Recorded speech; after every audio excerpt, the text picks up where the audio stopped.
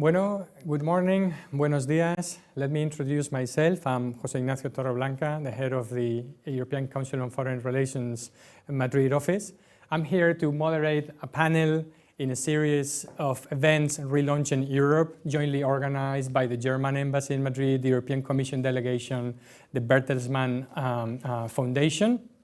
And it's great to be here with a series of panelists for a debate called Europe in the World, Sovereign or Powerless Actor. By the way, this debate will be in English, but you can follow it in Spanish by clicking on the Spanish flag that you will see on the streaming broadcast facility. So let me just introduce you the speakers today. With me in the studio, we have Cristina Galac, State Secretary for Foreign Affairs, Latin America and the Caribbean at the Spanish Ministry of Foreign Affairs. On streaming, we will have by video Pedro Serrano, Head of Cabinet of the High Representative of the Union for Foreign Affairs and Security Policy and Vice President of the Commission. We have also remotely with us Nils Annen, Minister of State at the Federal Foreign Office at the Germany Auswärtiges Amt. Hello, nice to meet you. And then we have also Nathalie Tocci, Director of the Istituto Affari Internazionali and Special Advisor to the EU High Representative and Vice President of the Commission, Josep Borrell. Buongiorno, Nathalie. And then we have also Christian Hanel, Senior Expert in the project Strategies for the EU Neighborhood at the Bertelsmann Stiftung. Let's just get started with our debate today.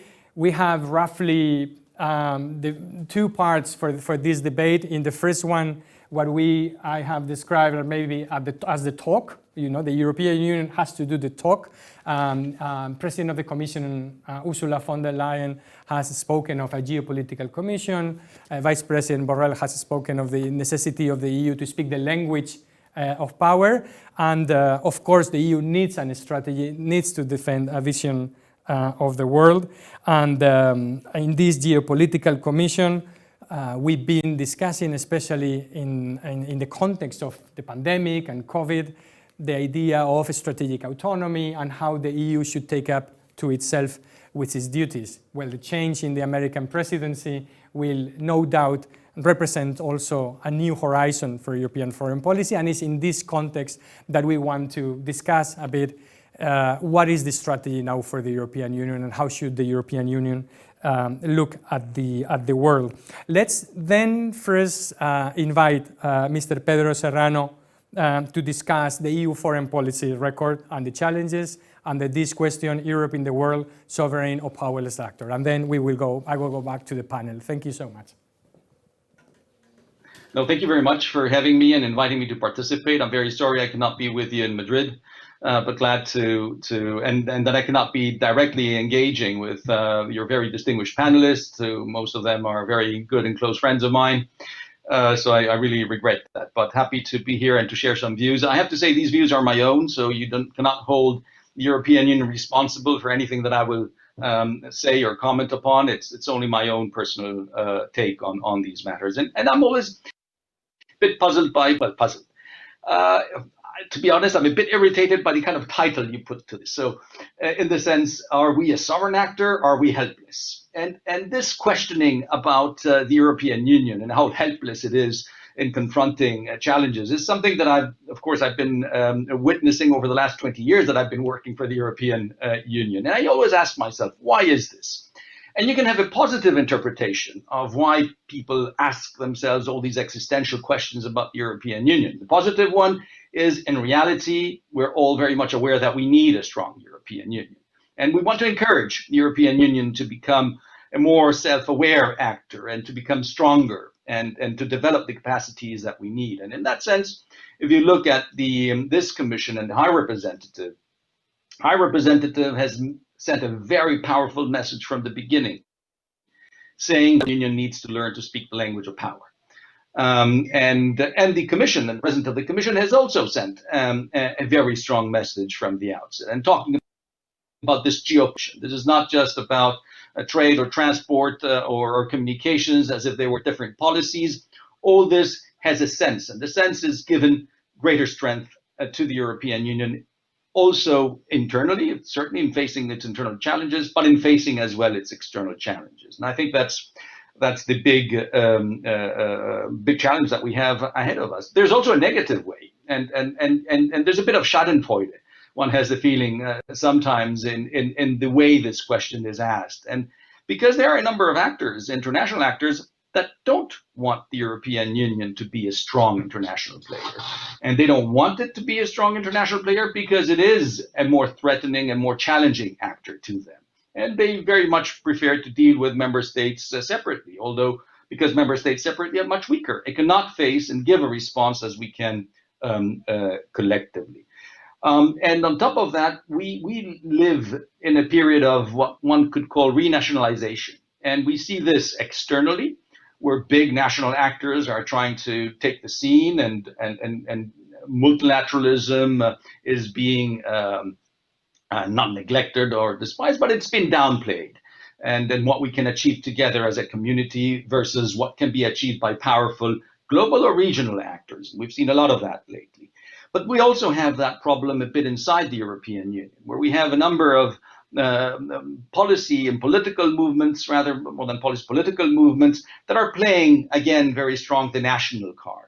And we've seen this in the big crisis. We've seen this related to the crisis of migration, where it was about closing borders and our borders, internal borders, restating internal borders within the European Union. We've seen a bit of this in the COVID crisis as well.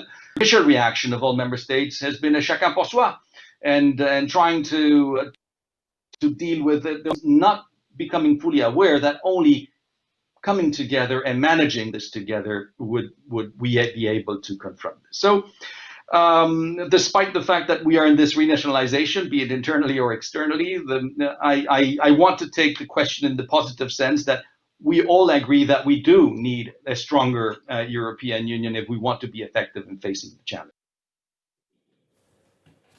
So thank you so much. We don't have a chance to discuss back with Pedro Serrano on his views and why the EU is so often facing these kind of criticisms, but I think it deserves a bit of a debate maybe on the round after your first intervention. But first I would like to give all of you a chance to give your vision and for a first statement on this idea of the talk. So I wanted to ask you, Cristina, Secretary of State, what is the Spanish vision for what the EU and Spain should stand for globally at this point? Thank you very much for having me. I want to really say hello to all the friends and colleagues in different places in Europe. Let me start by saying, well, first of all, I tend to agree quite a lot with Pedro. We worked together in those years when the European foreign policy was basically being put together. Now he is in a leading position in Brussels, and I am in a member state. In fact, now is the 10th anniversary, I would say, of the creation of the External Action Service, which was a milestone not only in the formulation of policies, but also in the structuring of policies and the huge role that the EU delegations have across the world. But I would like to mention in relation to the question, I think the question is linked to vision. And I'll give you an example to understand better.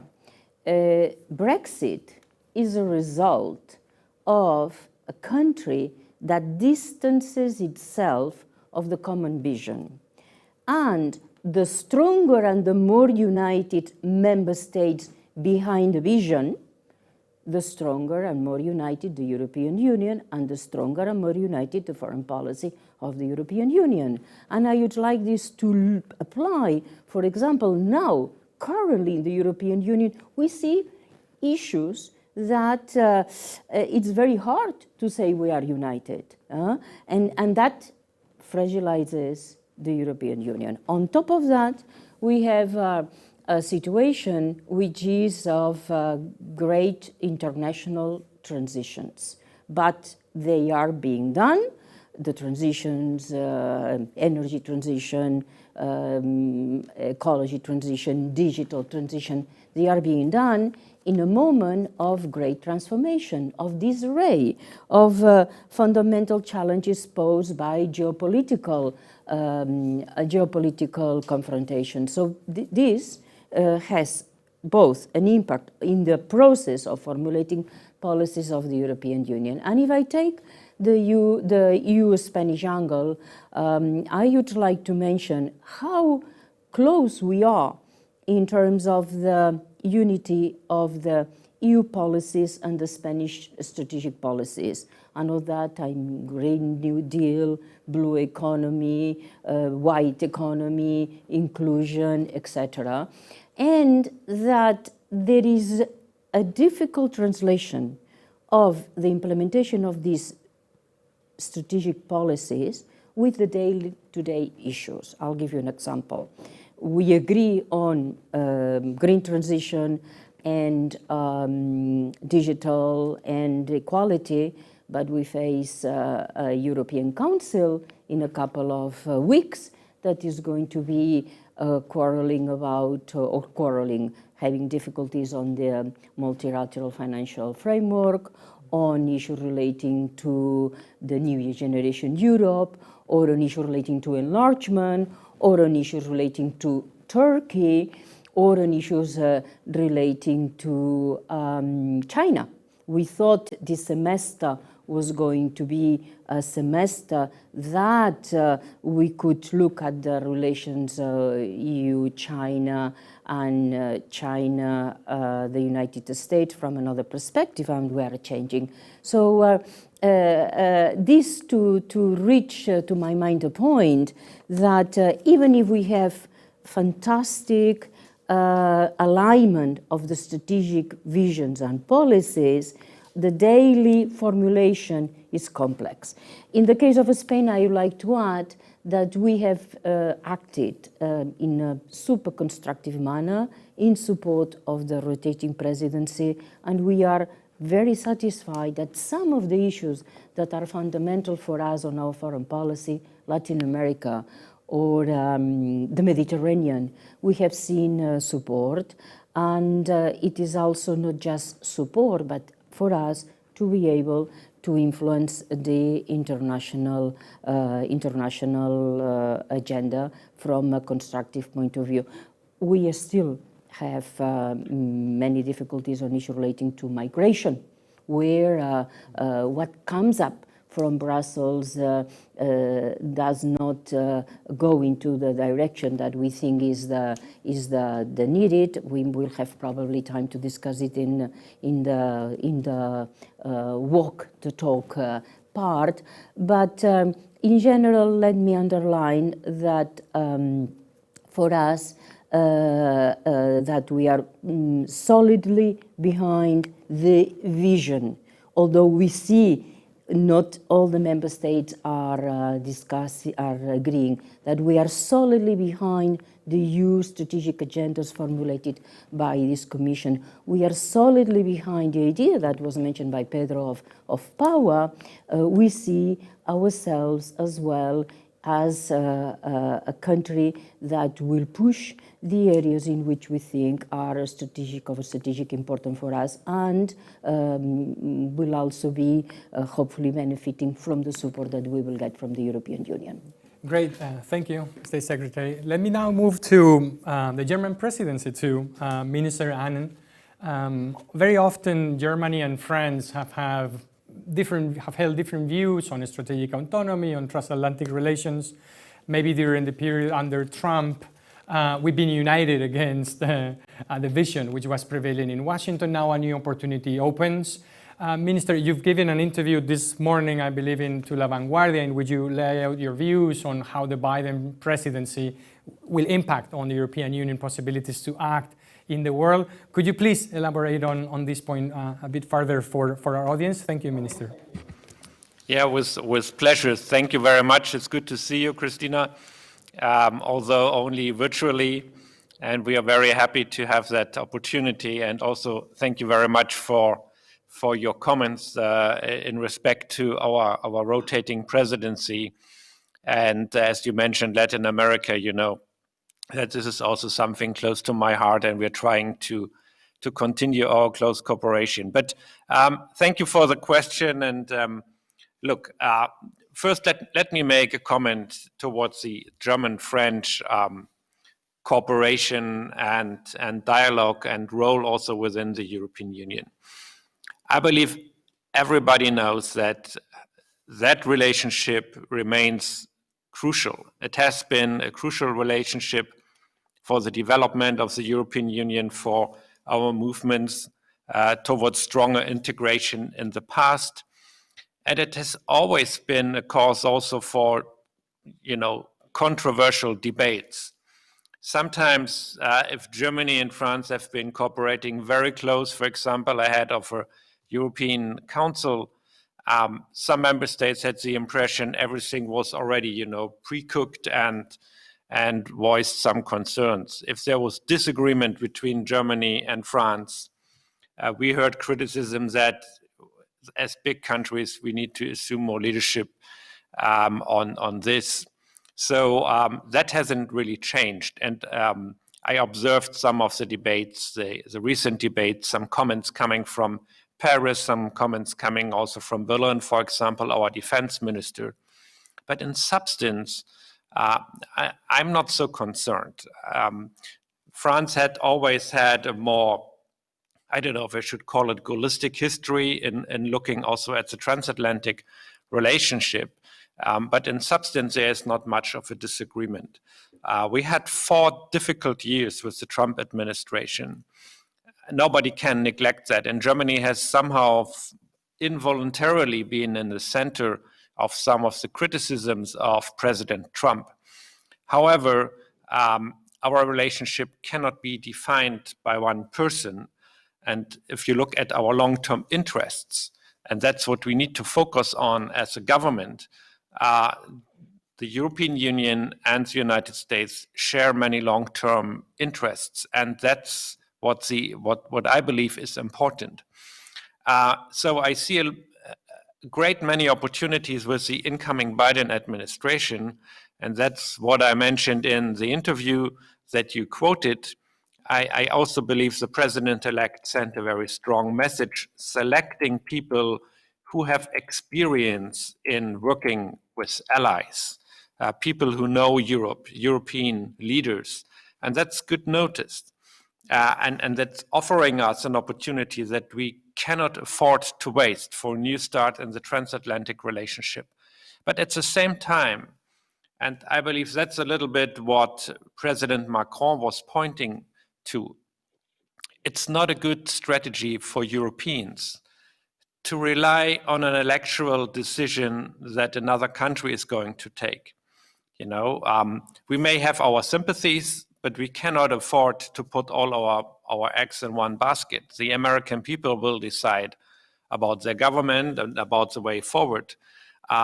So I believe we need to do both. We need to engage in transatlantic dialogue, strengthening the relationship.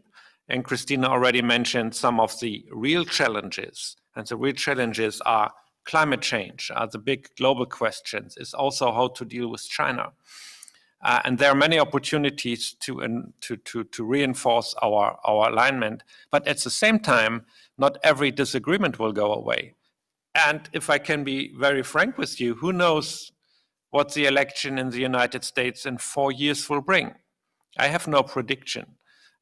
What I know is that we should use the time to strengthen the European unity and sovereignty. And there are some difficult issues involved when it comes to foreign and security policies, but we have made progress. If you look at PESCO, for example, if you look at what we did together in reassuring some of our allies who are more exposed to Russia than others, if you look at the debates, and also what my colleague mentioned, the building up of the European External Action Service. But I'm also thinking, because we had some really controversial debates about that with the American administration, especially Germany. But I also believe that we need to become more sovereign in terms of the economy. We saw the excessive use of extraterritorial sanctions, not only targeting European business with Iran, but also know, if you look at the Nord Stream project, with Russia and other parts. So that is something where we cannot waste time, and where Europe is in a position, both economically but also politically, to make a stronger point. And I believe that some of my friends in Paris voiced concerns that, no, maybe with the new administration starting on January 20th, that Germany somehow will reduce its engagement and dedication to strengthen European sovereignty. I heard that message, but I don't believe it's true. I don't believe that is going to happen, because we learned that lesson together. And so we are wide open to cooperate with the new Biden administration, but we will also defend our joint European interest. And if I can make one last comment, if we look around the world, I believe it's true and undeniable that there is a kind of populist wave. It's difficult to generalize this, because in every country conditions are different. We have a far right-wing party in our parliament as well. We see that other European, but also on a global scale, democracies are affected by that. And it makes it difficult also for us to come to terms and to strengthen European unity. And so this is something where we need to have a constant exchange, and where we need to be aware that we have to be prepared to do some homework. But if I look at also what we achieved under that difficult conditions, that is not nothing. And so sometimes we tend to underline, the problems, the negative aspects. I saw that as well in the reporting about the American elections in my country, in Germany, where almost all the pundits are pointing out that don't expect too much, problems are not going to go away. Well, that's all true.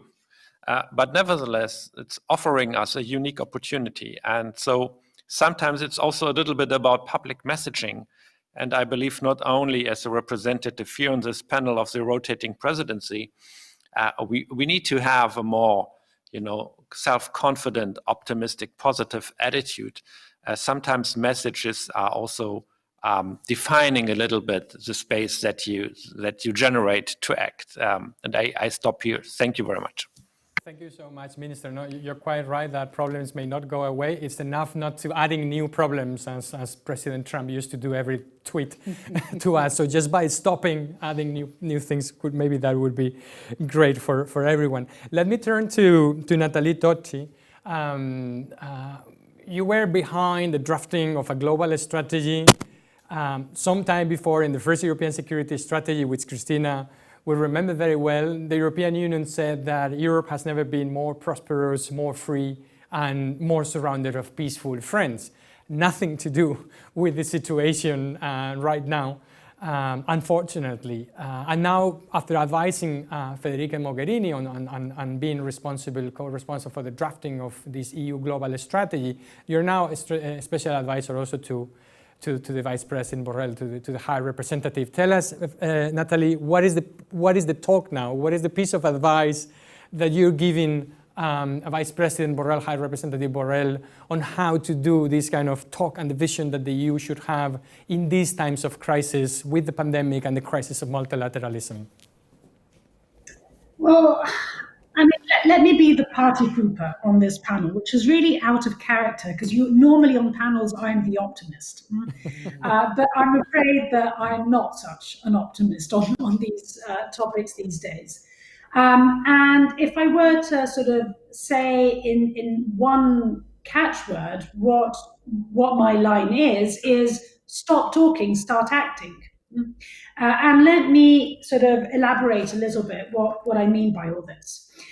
Now, when this commission began its mandate, it came in with, I think, 3 main catchwords.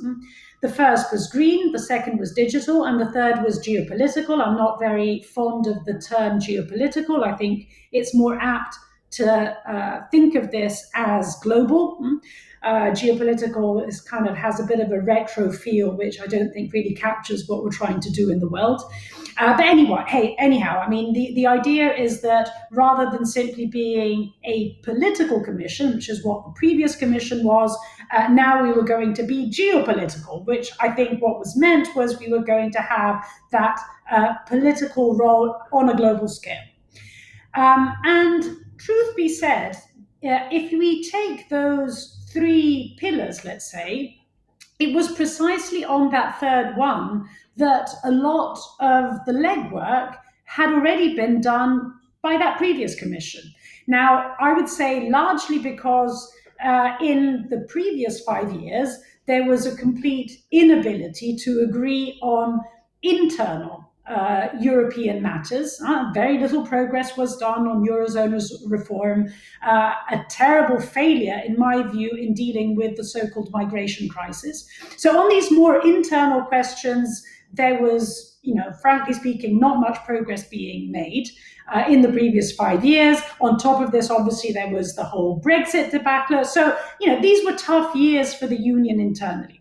And all of a sudden, foreign policy, and in particular security and defense, became the relatively low-hanging fruit. Sounds a bit odd to talk about it in these terms, but this was really the feel of those 5 years.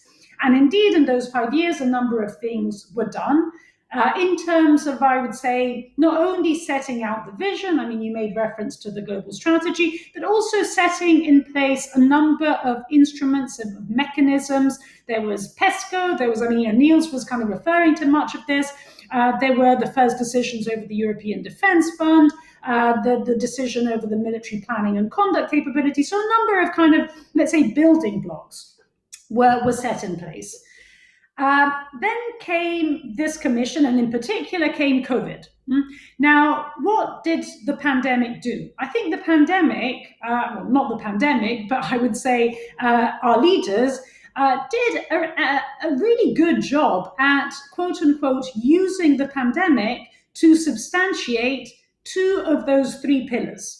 So now there is not simply the slogan of a Green European deal, not simply the slogan of a digital Europe, but there is real money behind this. There is almost 40% of Next Generation EU to green. There is 20% to digital. So this is substantial.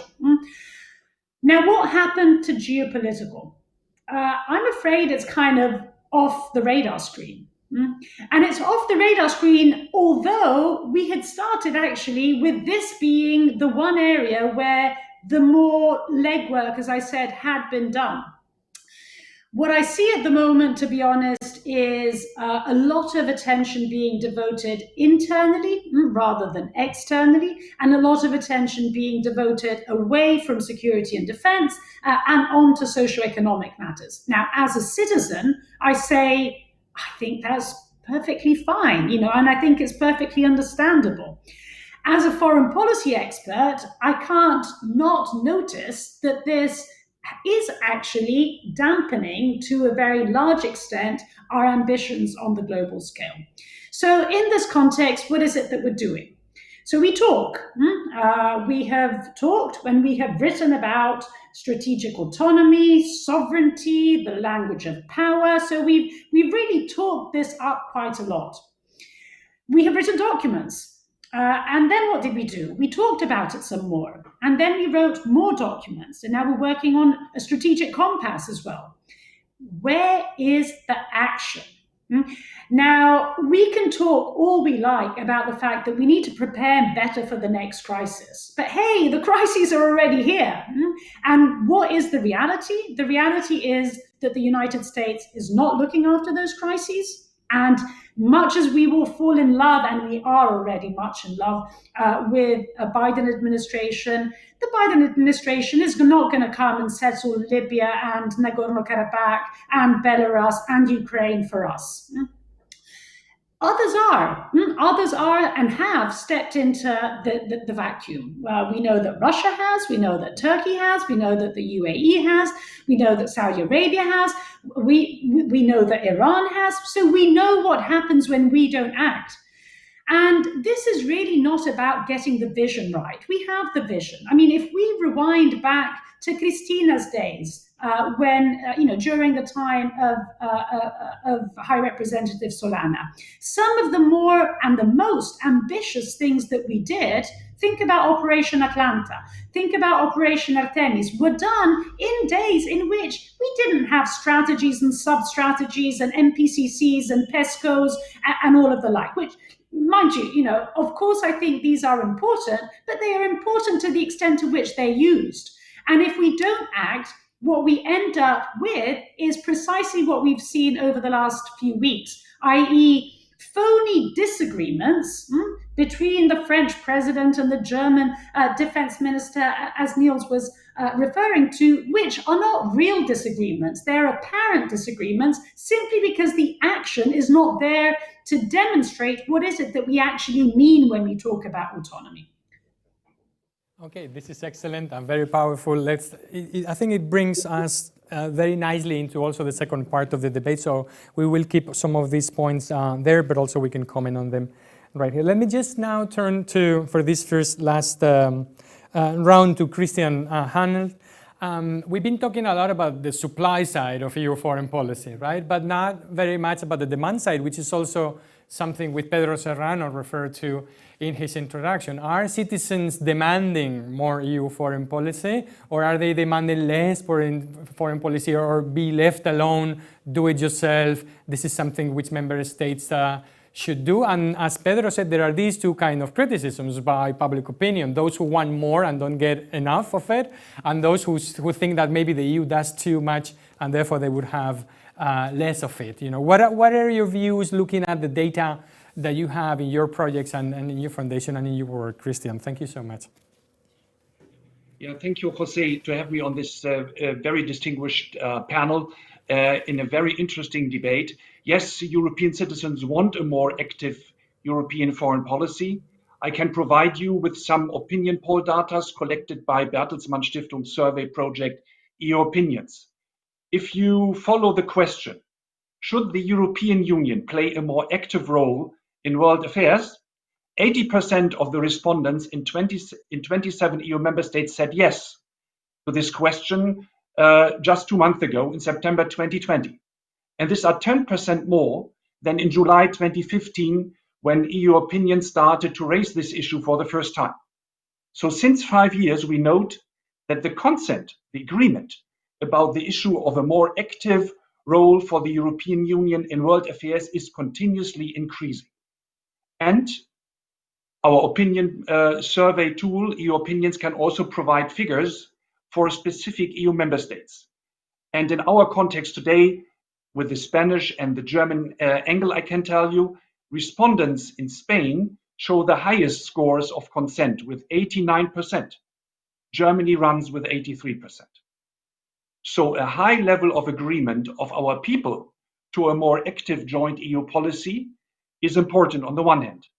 On the second, I think in this debate it's very interesting to tell our viewers that the realization of a common European foreign and security policy is a very complex decision-making enterprise. You have two levels. On the one hand, the level of member states. Foreign national policy is made, for instance, by different ministries like foreign affairs, defense, and development. And secondly, you have the multilateral European level, where 27 national foreign policy agendas and the one of the EU Commission and its different agencies have to be coordinated. So I learned from a recent study of our European program that strengthening interagency and interministries coordination, as well as increasing and securing the financial facilities for joint foreign policy tools, this is important in order to decrease the coherence gap of EU foreign policy and security policy in external crisis and conflict management.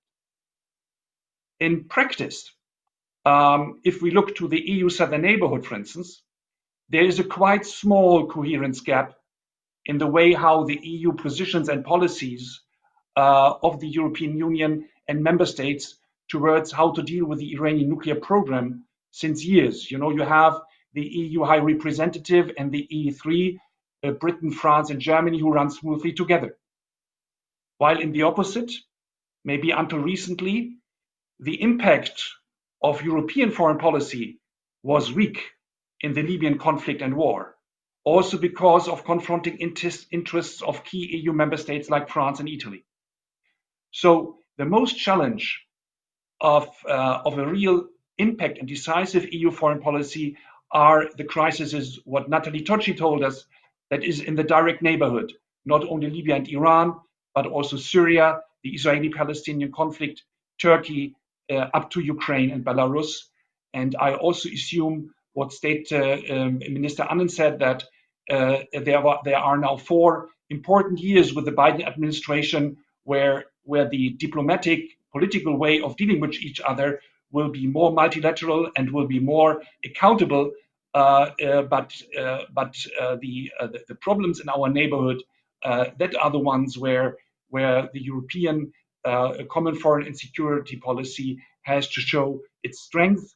That there is support from a wide range of our peoples, and it's not an easy task of the coordination and implementation of policies like Nathalie and also State Secretary Madame Gallach said. Thank you so much. Thank you so much. We have still, for this first round, maybe 10 minutes for some interaction. Please feel free to come in or just to...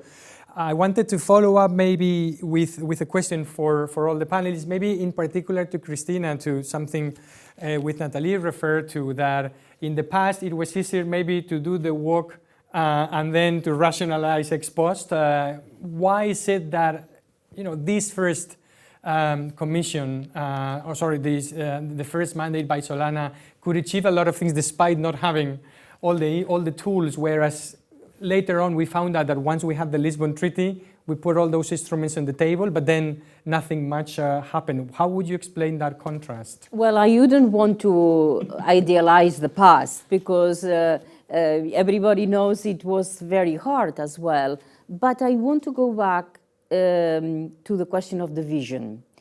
I think that a common vision is fundamental for action. And it's probably easier if you have a common vision and you have less strategic documents in order to initiate action. And I think those years were years that there was the vision, yes, we have to ensure that there is free passage of navigation in the Horn, or there is a need to enter the settlement or support the settlement of the Great Lakes region. And there is, etc., and in the beginning of the Iran negotiations. So for me, now we have elements of a vision crumbling. When we now cannot agree at 27 on declarations or statements at multilateral level because 1, 2, or 3 member states don't join because of language issues, the gender issues. We had last Friday a conflict which was minor, but it was because of ideological positions, and that was during the discussion of the Union for the Mediterranean. It was in a statement by the co-chairs, and a couple of member states diverged because they didn't share the vision. So for me that is important. And I want to make another comment which relates, I hope, well with what Niels and others have referred on the transatlantic relations and the opportunities by Biden, by the new president-elect. I think if we can manage to work on climate, on trade, on health, that is the return of the US to WHO, and on transatlantic security, that is a long positive agenda for the next 4 years, and that will have definitely an impact on action. That's a very nice point in order to bring the question back to the other panelists in terms of when Minister Annen and also Nathalie Tocci said about the security and defense side of EU foreign policy being more or less neglected, but in fact maybe that would be the field in which would be easier to agree on transatlantic relations now that NATO will not be put on the question and so on. And as maybe as a contrast, as you say, and I want to ask Minister Annen and Nathalie Tocci, is it more controversial maybe to restore trade within the United States, which maybe has ceased to believe in free trade as it used to be the case? Also on digital, we will be regulating digital in a way which by our legislation is hardly compatible with the way Americans are doing, even in terms of privacy, but also data and taxation. And in sometimes also in climate, because we want binding agreements and the Americans maybe are not so free because of the Senate, or because of the domestic constraints. So it's, are these fields, Minister Annen, in which transatlantic relations, I'm not saying that they're gonna go wrong and so on, but we will see more friction on these issues in which Europe has positions which are substantially more progressive than maybe the US even under Biden. Do you see kind of an agenda there for transatlantic relations in which we would have to do hard work in order to bring them together? Yeah, well, I basically agree with what Christina said. I mean, look at the climate issue. We had major announcements in the last couple of weeks from coming from President Xi Jinping from China, but also from the new Japanese Prime Minister, with references, concrete references to climate reduction goals. Whether or not that will be implemented remains to be seen. But I mean, not to interact with China on climate is not an option. But to do that without the United States and without a coordination with the United States, it's not only weakening the position of Western democracies, but it's also reducing our ability to reach the necessary climate reduction goals. So that will be a game changer. Would we agree on everything? Probably not.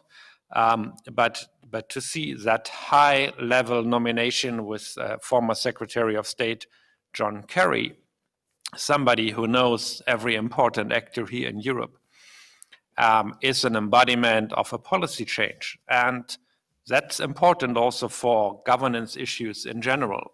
If we establish a governance, a climate governance without the United States, it will have an impact on other policy fields as well. So I'm not so pessimistic on that one. When it comes to trade, I'm a little more cautious. We followed very closely also what the President Biden, candidate for President Biden said on the campaign trail. And I believe it's not a secret that also strong parts of the Democratic Party are not opposed to protectionist measures. So President Biden, coming January, will have to make sure that he's not contradicting his campaign promises. So I expect a difficult way ahead for us. But what I do also expect is a different attitude towards an organization like the World Trade Organization, and a willingness and ability to listen to allies and partners. So we can make progress also on trade, but to expect that this will be easy just because of a change in government, that could maybe be a mistaken assumption. Yeah, thank you. Can I ask Nathalie and Christian to briefly comment on this so we can move to the rest, to the second part of the panel? Thank you. Yeah, just very briefly on this. I mean, I think I'm very much sort of in line with what Niels was just saying there. I mean, I think it's worth sort of, dividing things up when it comes to the Biden administration with kind of, easy, mixed, and definitely difficult, I mean, I think in the easy I mean, not to achieve something, but to coordinate and be very much sort of aligned with the US. In the easy category, I think, I would put pandemic response, I would put, coordination on economic recovery. I would put non-proliferation issues, and in particular, helping the United States to try and ease its way back into the Joint Comprehensive Plan of Action. Then question mark, depending on how things go on the 5th of January in Georgia. There could be also the green agenda. But there, I think, the jury is still out how much we're actually going to be able to work with the Biden administration. In the mixed category, I would put definitely digital, where I think there will be some issues where actually I see greater convergence. And yes, there will continue to be differences on the sort of security, privacy versus freedom and openness debate. But I actually think that in many respects on that particular debate, things are moving very much in the European direction. I think the United States is far more cognizant today than it was only a few years ago, very much because this is obviously read in connection to the China question, that actually there is a merit in regulating some of these issues. And then, of course, there is the difficult department. And in the difficult department, I would definitely put trade. I agree with Niels. It doesn't mean to say that there aren't issues on which we can actually agree with the United States. I think many of the irritants in the trade agenda may well be resolved over the course of the next 4 years. But that doesn't mean to say that we're back in the days of negotiating something ambitious a la TTIP. I think, unfortunately, those days are gone for the time being. Thank you, Christian. So a short comment so we can move to the next round. Yeah, just one idea, Jose. When I listen to the debate and look through the eyes of my friends in the Middle East and North Africa, I would say two things. The one is they look into the European Union and see, does the EU act with one voice and one deed? And secondly, they look to the US and the US administration, how do they behave globally? And when the new Biden administration strengthens multilateral legitimate structures like the United Nations and institutions, it has a lot of impact. Then leaders like Erdogan in Turkey or also Sisi in Egypt would change their behavior and would also be more active in multilateral institutions. So if the US pays their fees and also strengthens the international legitimate institutions, this will have a major impact on how global challenges can be met. Yeah, that's, I think, a very nice, very valid point as well to conclude on this first round. Let's move to the second part of the debate. We've discussing the EU being challenged at the global level by China and the US, which were competing to control or to empty multilateral institutions and the multilateral order for the last years. But we've been also facing two very important rivals in the Mediterranean, which are Russia and Turkey, which were maybe unexpected in the sense that this was the area in which the Union will feel naturally empowered to have things to say, or at least to have more leverage. Let's listen first to what Pedro Serrano has to say on the Mediterranean, and then let's move to the debate. It's great also to have Cristina here on this point. It's 20 years ago that the Mediterranean, the Barcelona Declaration was approved, and I think this is a very timely topic, how things have changed so much. So let's move to let's stop the talk, and let's do the walk. Video by Pedro Serrano, please. The challenges, I think they are well known, and the colleagues that are in the panels are going to expand on it without problems, I'm sure. And I would say that the regional ones, we have a circle around the European Union, its neighborhood, which has become really, some of them, some people speak about a circle of fire, because we have a circle of crises around the European Union. And some of them are well known and come from far back. I think the relationship with Russia Federation, which is problematic, and 2014 crisis in Ukraine, which triggered all this. We have big crises in the Middle East as well, in Syria and Iraq. We have Libya is still in a state of well, although there are interesting developments most recently, but still in a very fragile state. One of the characteristics, I would say, of the last even year has been a clear link theaters and actually a clear role of these theaters that has contributed to establish this link by Turkey. That has become, let's call it, a more interesting actor in the Mediterranean, very self-assertive, looking at its own, how it interprets its own interests, and further apart from what would be its integration into a broader European Union perspective and future. And I think this would be one of the major novelties. It hasn't happened demain. This has been in the making for a number of years, but it has now become very clear.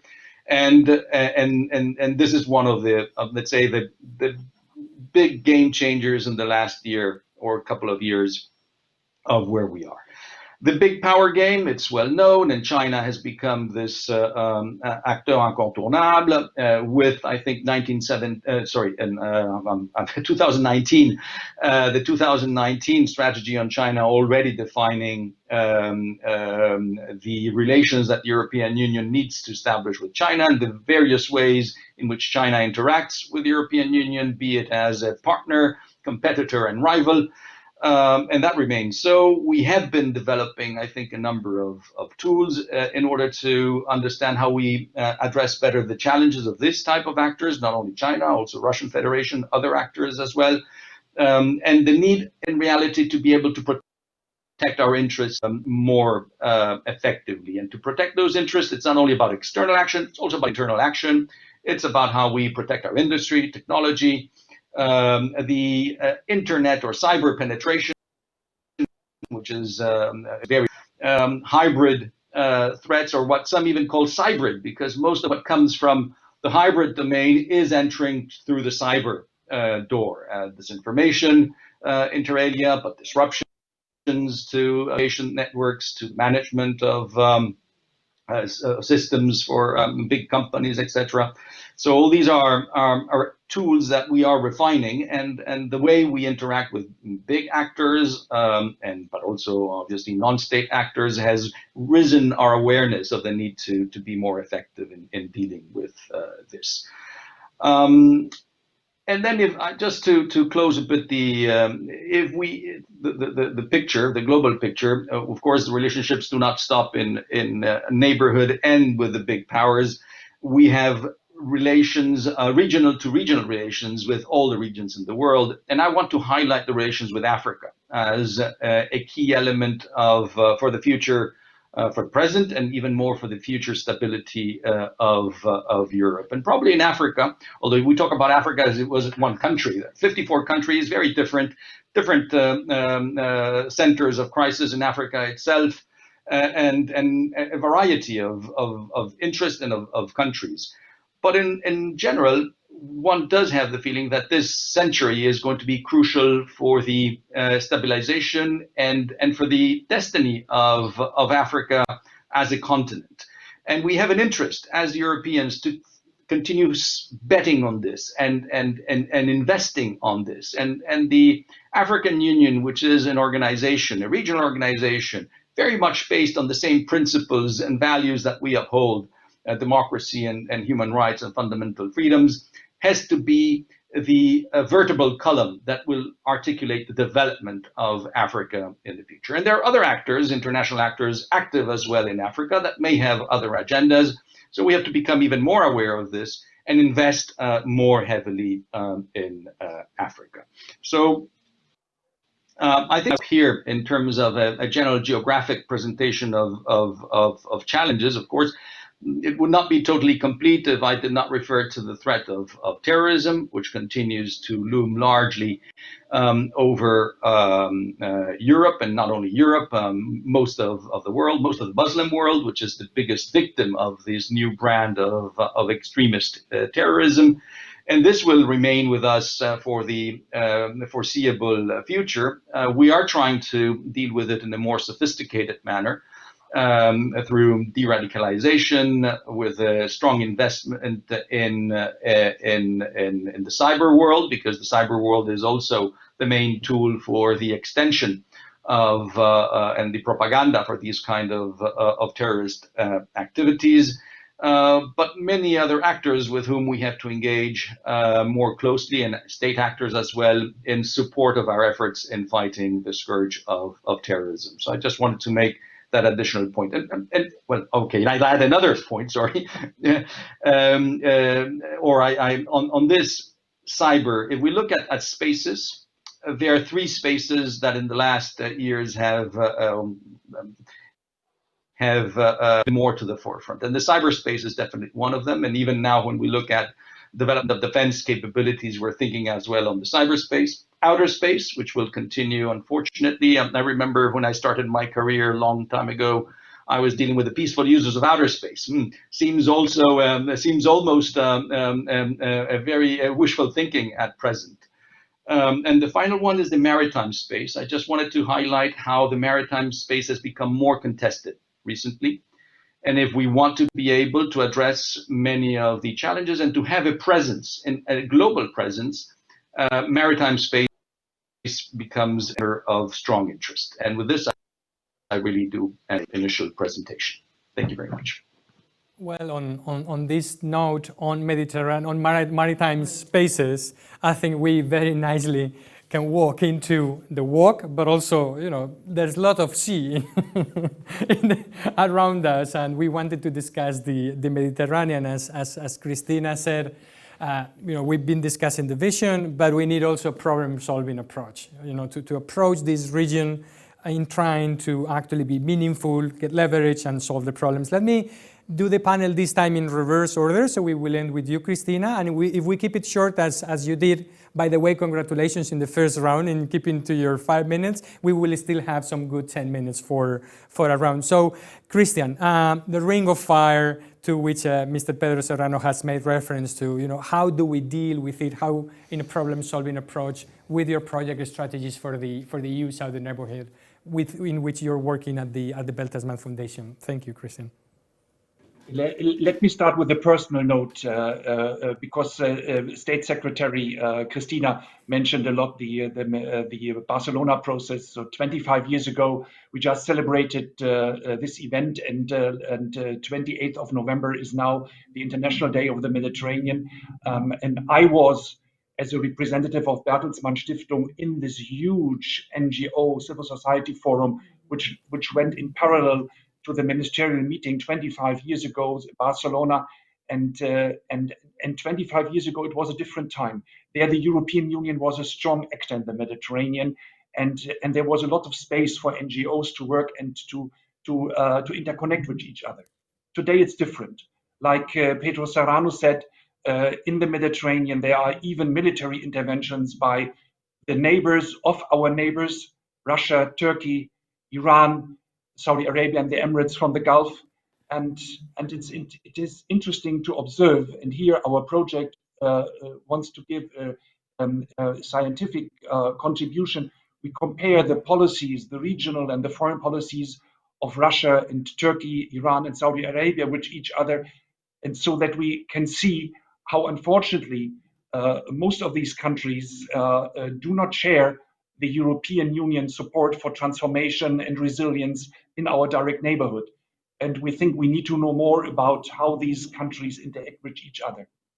And secondly, on the NGO basis, Jose, today a lot of NGOs face very difficult working conditions in a lot of member states in the eastern neighborhood and in the southern neighborhood. And the interconnection between the member states, between the NGOs and each other, this is a very, very, very important issue to make the Mediterranean and the neighborhood really alive. And what I learned is, as we were mentioning about trade relations, so the trade relations and the rule of law relations between our neighboring countries, from Belarus to Morocco, with the EU are key for a positive transformation agenda. So in the East, Ukraine, Moldova, Georgia have already made a lot of experiences how to deepen their trade relations with the EU. Some good experiences, some critical experiences. And countries like Morocco, Tunisia, also Jordan and others would like to also improve their trade relations. And with all the difficult COVID-19 follow-up conflicts, our trade relations with the neighbors are getting more and more important. So we support the knowledge exchange of neighbors in the East with those in the South, so that they can share their experiences, and that the neighbors in the South, actors of neighbors in the South, like for example in Tunisia, could learn from those from Ukraine, Georgia, and Moldova how to better negotiate with the EU on basic trade relations. And there are a lot of trade issues which are important for our neighbors, especially in the South. These are, for example, agriculture and other issues where they really can make profit. And it's important if the countries in the South increase their budgets in order to face their social and economic problems. And as we spoke about climate change, I think as a citizen of the Euro-Mediterranean arena, I would say we need to plant trees everywhere around the Mediterranean. And as a lovely tourist of the Mediterranean, we need to clean the Mediterranean, and these are very important pillars to look into the challenges of the Mediterranean as our joint neighborhood, to get from a ring of fire back to a ring of friends. Well, that's, I think, a key point to keep for our debate in terms of East-West trade. Maybe is exhausted because has reached a very high level of trade liberalization, but there is still a lot to do in terms of North, South, and from Europe with its neighbors, especially in Africa, and that's part of the agenda. But my question to Natalie is, maybe Europeans, we didn't believe in backyards and spheres of influence, but others very clearly do, and we've seen both Turkey and Russia interfering or understanding the region in very classic geopolitical terms, both in Syria but in Libya, and the EU has had suddenly to face such a challenge to its vital interest in the region. How can the EU recover its leverage in the region with a problem-solving approach rather than with a kind of a geopolitical approach in and itself? Well, Nacho, I mean, I think it's worth reflecting on the fact that this hasn't just happened by chance. I mean, we haven't simply sort of woken up one morning and observed a de facto sort of coalition consolidating between Russia and Turkey. It has been, and we have to recognize this, it has also been a consequence. In fact, I would say it's been primarily a consequence of our own actions, which have determined things going in this direction. And sort of let me begin by simply saying that the Turkey-Russia relationship is historically an incredibly complex one. I mean, these are two countries and previously empires that have been constantly at war. And one only needs to look at the areas that have been very much the focus of attention over the last years. Take Syria, take Libya, and most recently take Nagorno-Karabakh, to realize that on none of these issues are Turkey and Russia naturally aligned. So the natural sort of status quo is one in which there is deep divergence between Russia and Turkey. Now, why is it that we see this paradoxical situation in which, despite the divergence, there has actually been, I wouldn't say convergence, but at least the development of a modus operandi? And the reason why this is the case is because we have been missing in action. And I say this again and again, and I realize that I sound like a broken record, but this is the reality. And by we, obviously, I mean both the United States and the European Union. But to me, the real blame really rests on the European Union more than on the United States, because this is the part of the world where, frankly speaking, we have and we should assume much greater responsibility. Where have we been in the Caucasus? Where have we been in Ukraine, in Belarus, in Libya, in Syria? I mean, the list is unfortunately very long. And so I don't want to go through Pedro's shopping list, because I personally believe that we don't actually need to deliver on everything. I think that we would be taken far more seriously by ourselves and by the rest of the world if we just delivered on 1, 2, or 3 of these things. You know, we don't need to do the full Monty. But let us decide something. I mean, for me, it can be the Caucasus, it can be Belarus, it can be Ukraine, it could be Libya. Literally, it could be, I wouldn't say perhaps the East Med. We have a structural bias there, so I would bracket that out. But it could be literally each one of these issues in our surrounding regions where we actually have the courage, because this is not a story of capabilities. This is a story of will, where we actually have the courage to take responsibility and to take risks. For me, my obvious candidate is actually Libya, but maybe I have a sort of geographic bias when I say Libya. But to me, this is the one issue where actually we wouldn't necessarily have a sort of divergent position on Turkey on Libya. We probably would have a very divergent position with Russia on Libya. But what is very clear is that, as I said, if we don't take any responsibility, if we don't act, and by act I mean we act on the land, not at sea, and I think this is a fundamentally important point, inevitably those that are present in a particular conflict are going to find a way of dealing with one another. And this is what we're seeing time and time again in each one of these crises. Yeah, thank you, Natalie. You're quite right that Libya is the well that is poisoning all the region in as much as Syria was some years ago. But my question then to Minister Annen, whom I understand that he has spent quite of his summer in the Eastern Mediterranean, not maybe in the mode that he would have loved to, as a happy tourist in the traveling around the Eastern Mediterranean, but in a very hard, tough, and delicate mission to de-escalate tensions, sometimes or most of the times involving two very dear partners, though in different levels, which are France and Turkey.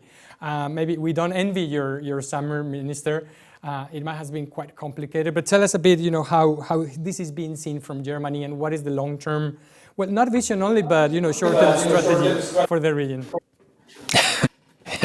Well, thank you very much. And let me say, to put that into a 5-minute statement is challenging, but I do like to respond to Natalie. I don't disagree at all with what you said, but I believe from a German position, we have been putting a lot of political capital into our support for Ukraine and the political process.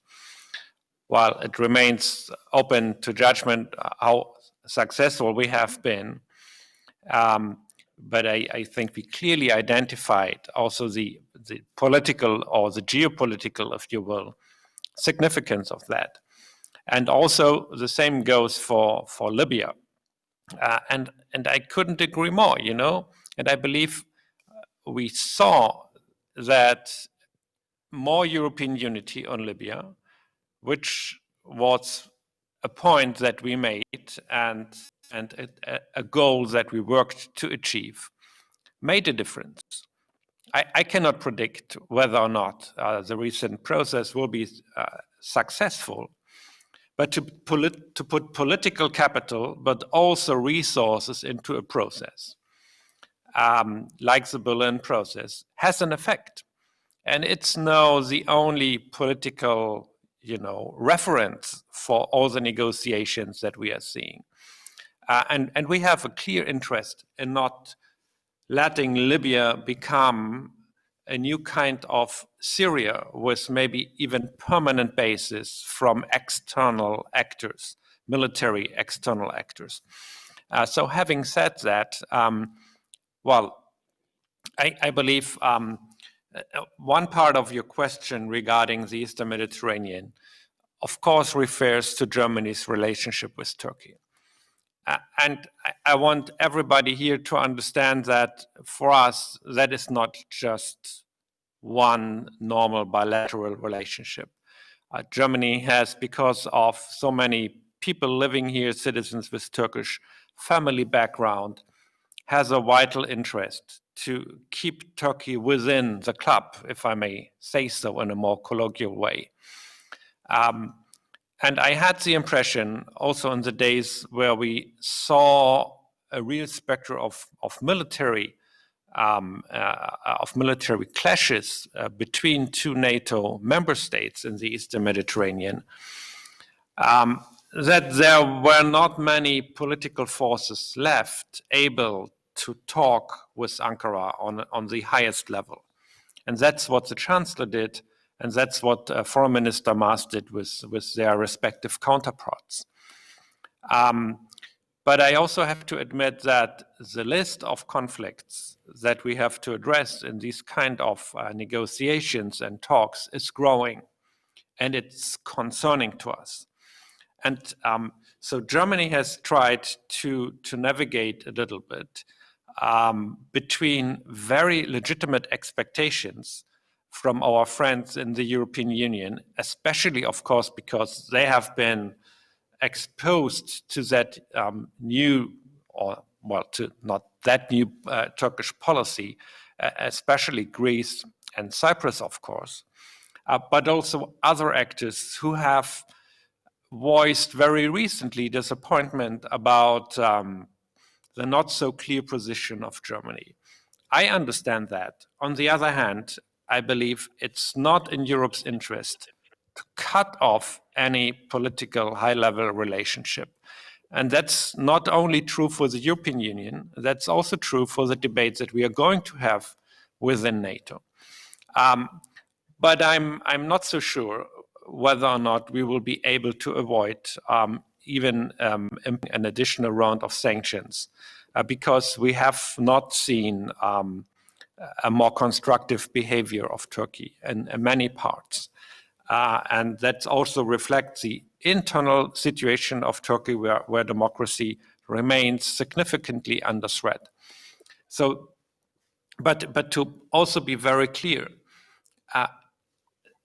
the European ability to manage these kind of conflicts will also give us an indication on whether or not we are able to achieve our political goals and to contribute to more unity.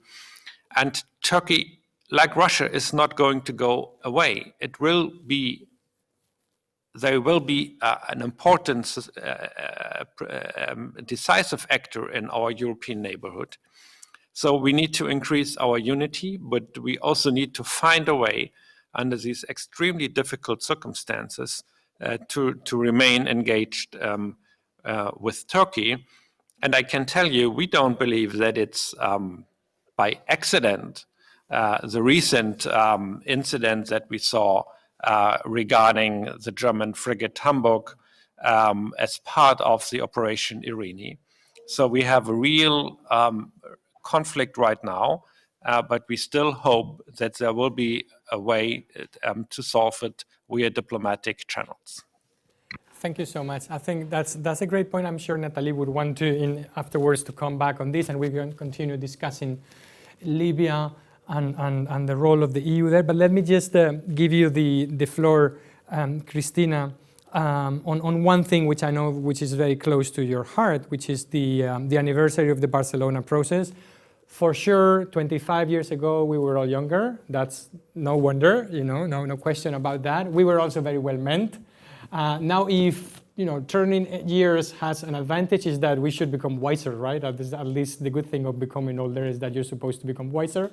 How wiser, or how much more wise have we become when dealing with the region? So what are the lessons of these 25 years that you are promoting from the ministry in terms of what we should do in the region? The first lesson is if you have a fire, you need to act to extinguish it. Otherwise, the natural extinguishment will take too long and will go maybe out of control. When we started 25 years ago to really look at the region and to focus on economic ties and socioeconomic development and relations, cultural relations, we had one conflict only, Israel-Palestinian, and we even said this is the only place where Israelis and Palestinians are together. And we have now at least 4 conflicts, one among allies, the Turkish-Greek conflict, which Niels and Natalie explained so well, and how difficult it is. but we have enormous amount of challenges, Libya in particular, we have migration, etc. So we really need to act. And what had happened in the last years was that we basically left the multilateral relations in the realm of the the Mediterranean Union for the Mediterranean, which is a fantastic toolbox of initiatives, of programs that need to be upscaled and need to be much more strategic. Second, we left the bilateral relations between the EU and each member state in the hands of bilateral agreements which were not satisfying for the countries that are our partners, nor for the European Union. I'll give you one example. The EU had an agreement with Jordan, and in Barcelona, the Jordanian foreign minister said, I can't handle that agreement because I'm losing every year, I don't know how many millions, because the trade package is not working any longer. The same with Tunisia.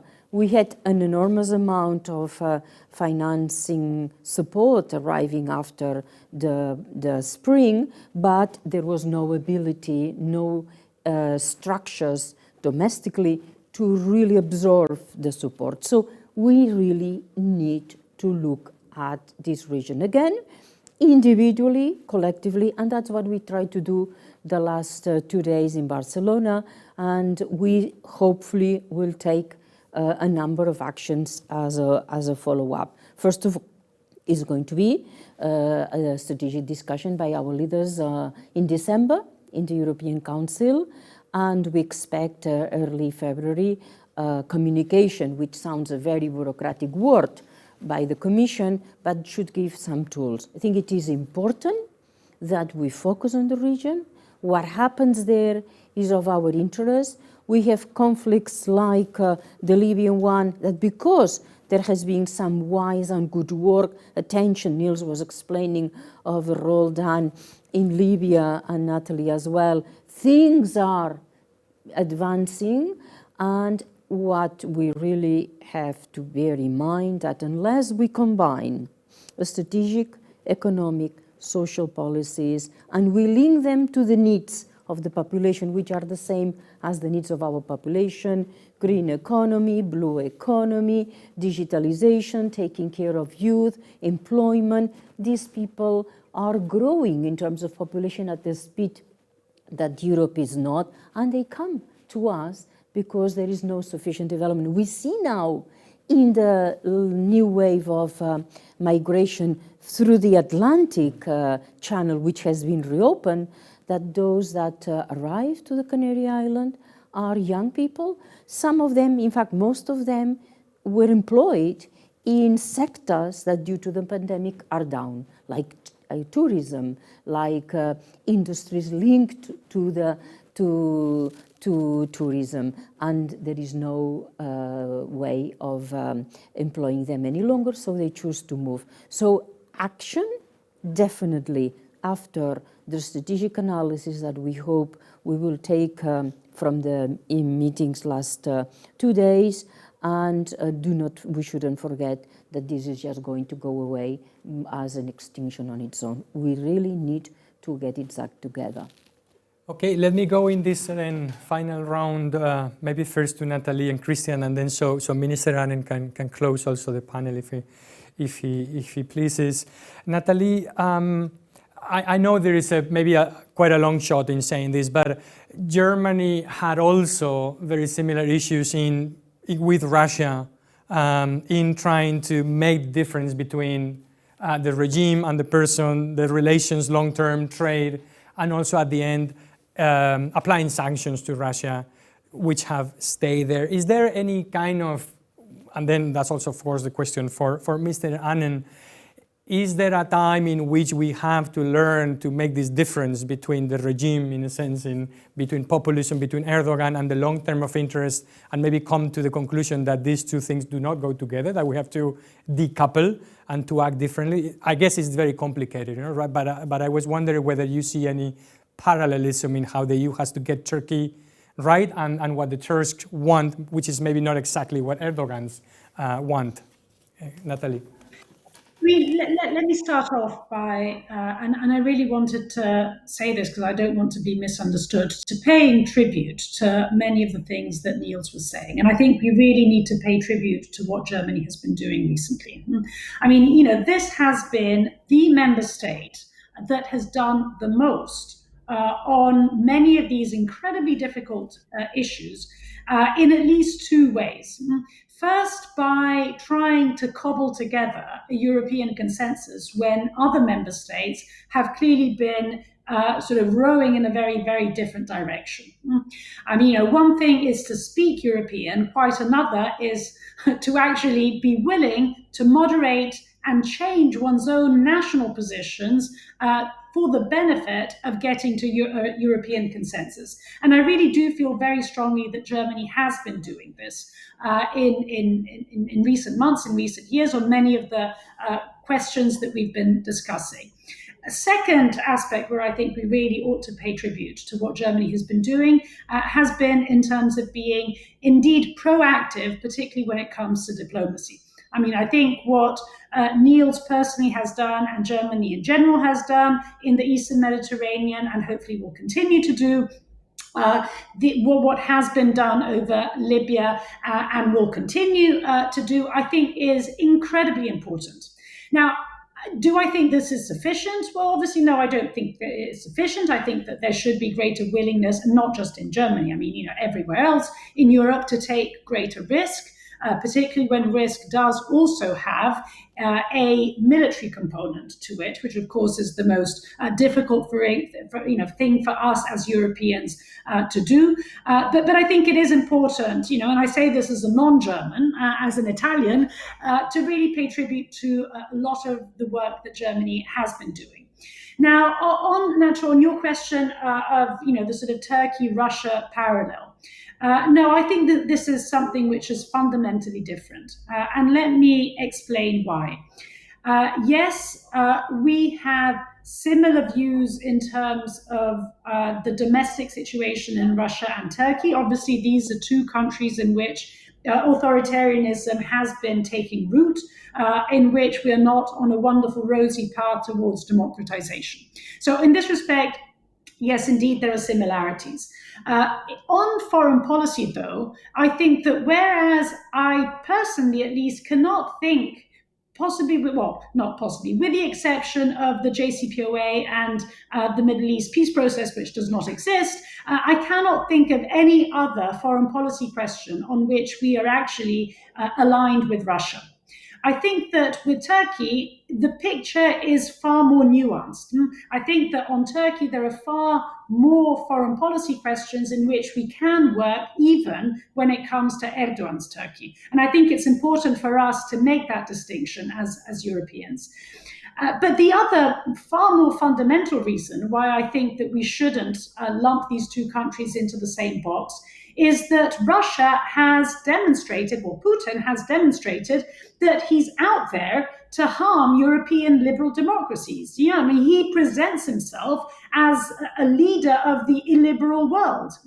And, although Erdogan's Turkey has been certainly moving in that authoritarian direction, there has not been an attempt by Erdogan, through hybrid cyber disinformation, interfering in our electoral systems to really sort of harm who we are, not simply what we do in the world.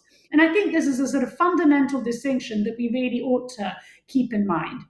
Alongside the point that, Nata, I think you were hinting at, which is really the necessity to make that distinction between sort of Turkey Inc., Turkish society, and the regime and the government.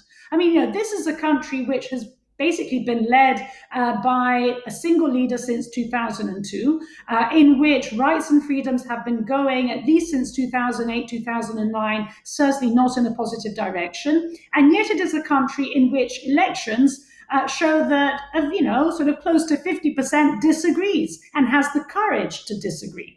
Now, this is, I think, something that we really ought to bear in mind. This is a society which continues to look towards the European Union. And much as it makes my heart bleed, I cannot say the same about Russia. Thank you so much. Well, we started 5 minutes late, so I'm going to overrun just for 5 minutes with a 1-minute question to Christian, because State Secretary Cristina Galac made this difference between extinguishing fires, short-term, urgent, but also important things, trade and so on.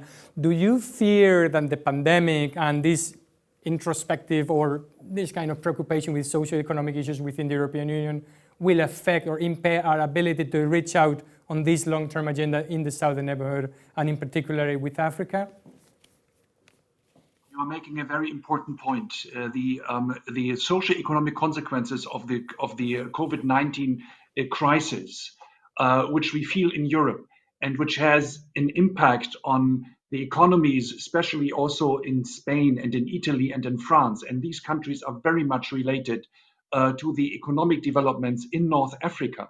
So if we do not help our friends in Spain, France, and Italy to recover the economies, so that then when their economies are strong and when they make more import and exports, this will have a positive impact on the economies in North Africa, and this will reduce poverty, and this will reduce migration, and will increase the wish of the people to stay in their countries and to build up in their countries. And when you see the huge demonstrations from Belarus and before the COVID-19 crisis in Lebanon and Algeria, we know in our neighborhood, and especially in the Mediterranean, that strong economies provide jobs, which people want to.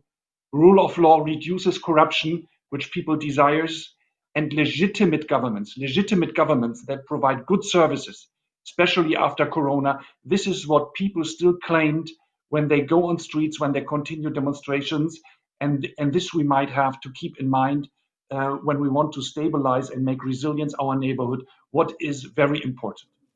Okay, so thank you, Minister Annen. Germany has done an incredible work in these last few months to put together the European Union, to make sure that solidarity, effective solidarity, takes place, and and very effectively also preventing stereotypes and kind of the discussions, the divisions running across Europe to divide us further again. The European Recovery Plan is there, and so on. Then, so my question is about the southern neighborhood. How do we put together Europe again, as we've done internally, to be able to achieve those goals also to the outside? Yeah, well, thank you very much also for the kind comments. Appreciate that.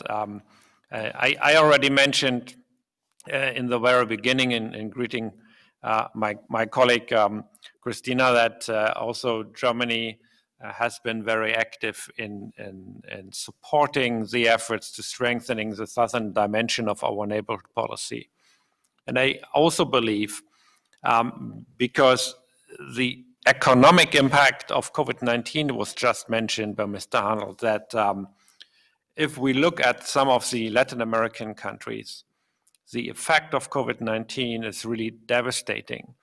And Europe can become an actor, and that's why it's so important to come to a conclusion and to an agreement, on the fiscal aspects of the European recovery package. That will enable us, the European Union, not only to support our own citizens and stabilize the economy, it will have a global impact.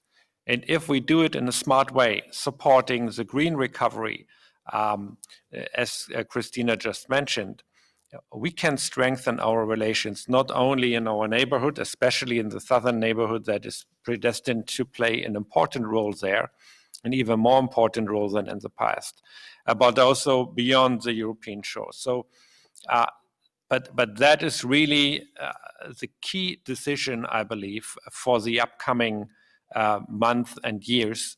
And I'm very encouraged by the support that is coming from many member states and the German-Spanish cooperation in the last not always easy weeks and months of our presidency is also a strong message that is understood in Berlin, that is understood, I believe, in many capitals in the European Union.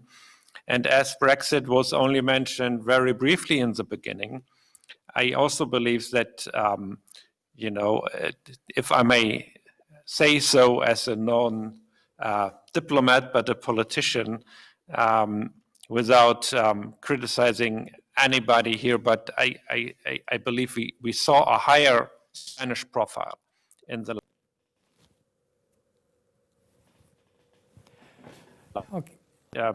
and the position as a bridge not only to many of the southern Mediterranean countries, but also Latin America will be key for the difficult upcoming weeks and months. So I just wanted to mention that because I believe that we really need to make use of also the bilateral potential that clearly is existing. You want just to say farewell and close? Yes, I just want to say thank you very much to you, Nacho, and to Christian, Natalie, and Niels. It's been great discussion. Definitely we need to do the work. I think the conclusion is that we have all the ingredients of the talk and we need to do the work, and we are ready. We are ready to accompany and to be a full part of the European Union power, which our High Representative is basically mobilizing across the world. So thank you to all the panelists I think it was a fantastic panel. I had a great time. It was a very nice discussion. I thank to all of you for attending, for keeping your times, and for giving your insights. All good things come to an end. This was the last seminar, the last event in a series of events counting on the cooperation of the German Embassy, the Bertelsmann Stiftung, and the European Commission representative delegation in Spain. We've been dealing with climate change, the European recovery, digitalization, and in this last one, Europe in the world, and so on. So with this, we just say bye-bye. We congratulate the German presidency for the hard work, and we expect very much the Spanish presidency sometime ahead to now come we go for the Portuguese, right? Go for the Portuguese presidency as well. So thank you to all. Bye-bye. Bye-bye.